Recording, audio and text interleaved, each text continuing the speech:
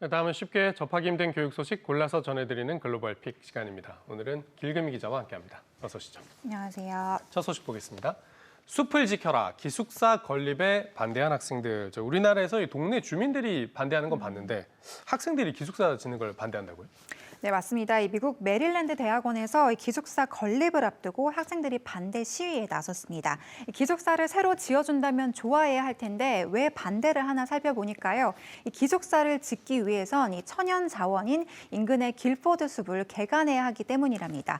이 과정에서 제거하는 나무만 1,000그루가 넘는다고 하는데요. 이 메릴랜드 대학의 학생과 교수 100여 명은 이 기후 위기를 논하는 시기에 걸맞지 않은 결정이라면서 이 반대 시위를 이어가고 있습니다. 네, 기숙사보다는 환경이다, 이런 얘기인 건데 학교 측 입장은 어떻습니까? 네, 학교 측은 이 기숙사 건립에 필요한 부지를 확보하기 위해서는 이 불가피한 선택이라고 얘기하고 있는데요. 하지만 학생들의 시위가 계속 확산하자 이 가능한 해결책을 찾아보겠다는 입장을 내놨습니다. 한편 이 학생들은 숲 개발 중단을 위해서 현재까지 2,300명의 서명을 받았다고 밝혔는데요. 하지만 기숙사 건립으로 기대되는 학업 환경상의 이익도 클 것으로 예상되면서 양측이 어떤 합의점을 찾을지 관심이 모아지고 있습니다. 네, 그렇군요. 자, 두 번째 소식 보겠습니다. 지금 틱톡 시장은 우리 라틴계가 접수라는 내용인데 이건 어떤 내용입니까? 네, 틱톡은 다양한 이 분야별 영상을 제작하고 공유할 수 있는 대표적 SNS 사이트죠. 한때 10대 청소년들의 사용량이 폭증하면서 순기능보단 중독성이 높아 우려의 아이콘으로 불리기도 했는데요.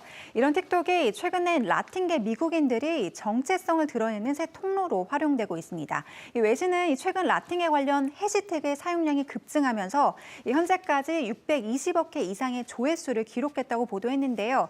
이 라틴계 역사를 짧은 영상으로 가르치는 계정부터 스페인어로 노래하거나 춤을 추는 계정 등 라틴계 출신 인플루언서들이 인기를 모으고 있습니다. 네. 이 라틴계도 이 미국 사회에서는 하나의 소외 계층인데 이번 기회에 이미지를 좀 새롭게 바꿀 수 있는 계기도 되겠습니다. 그렇습니다. 최근 틱톡을 통해 가장 많이 소비되는 단어들을 살펴보니까요. 실제로 샵 라티노, 샵 라티나, 또 식사를 뜻하는 샵 꼬미다 등 대다수가 라틴어를 상징하는 단어들이었는데요.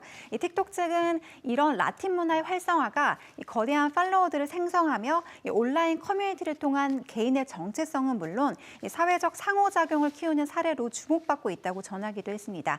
전문가들 또한 젊은 틱톡 구독자들이 히스패닉의 문화적 전통과 역사를 설명해주는 영상을 소비하면서 이들을 위한 새로운 의식 개선이 이루어지고 있다고 해석했습니다. 네. 틱톡이나 페이스북 안 좋은 얘기가 많이 나왔는데 이렇게 좋은 얘기도 하나씩 나오네요. 네, 마지막 소식 보겠습니다.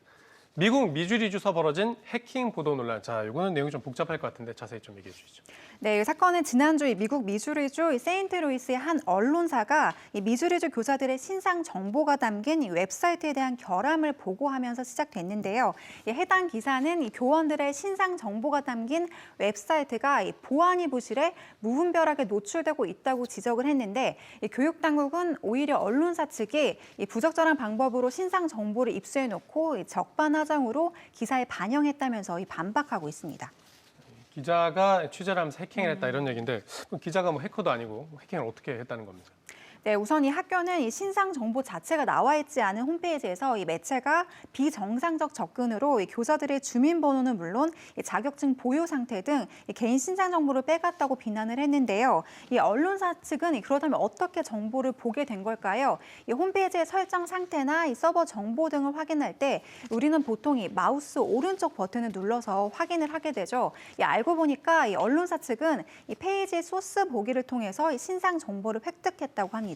그러니까 일반인은 잘 모르지만 이런 시스템 구조에 대해서 잘 아는 사람이라면 손쉽게 정보를 취득할 수 있다는 건데요. 그러면서 이들은 이 방화벽을 뚫고 의도적으로 접근한 게 아니기 때문에 잘못이 없다는 입장을 내놨습니다. 하지만 교육 당국은 다른 사람들의 개인 정보를 조사하기 위해서 이 시스템에 전문적으로 접근하는 것 자체가 명백한 불법이라고 반박하고 있는데요. 그러면서 결국 해킹 혐의로 해당 기자를 고소하기까지 했습니다. 네. 하지만 이제 마우스 클릭 몇 번으로 교원들 정보를 다 볼 수 있었다면 보안이 좀 부실하기는 했던 것 같다 이런 생각도 드는 것 같습니다. 자, 오늘 여기까지죠. 기획 기자 잘 들었습니다.